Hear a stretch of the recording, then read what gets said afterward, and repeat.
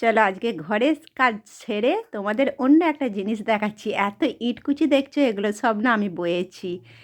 পরশু দিন বয়েছি, পরশু দিন কিংবা 3-4 দিন আগে। পারফেক্ট দিন না, আমার কাজের চাপে মনে থাকে না, আর অত বলতেও পারবো না, জানো তো। আমি অত কথা নিয়ে বিশাল ইম্পর্টেন্ট ধরি না, আমি কাজ নিয়ে মাথা ঘামাই। হ্যাঁ, যে জন্য বয়েছি সেটা বলছি। এই যে ট্যাঙ্কির নিচেটা দেখতে পেলে, ওই যে ট্যাঙ্কির নিচেটা একটু উঁচু করতে হবে।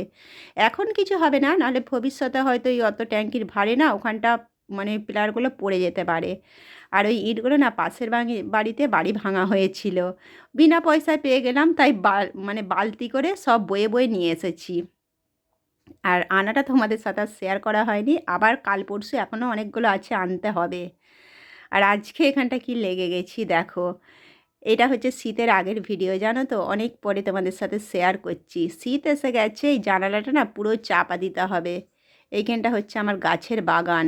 এত ভয়ে ভয়ে ঢুকছি না, পুরো বোলদার চাকে ভর্তি, সেই জন্য দেখছি যে বোলদাগুলো আছে না নেই, তাহলে আমাকে ধরলে আর বাঁচতে পারবো না একবারে।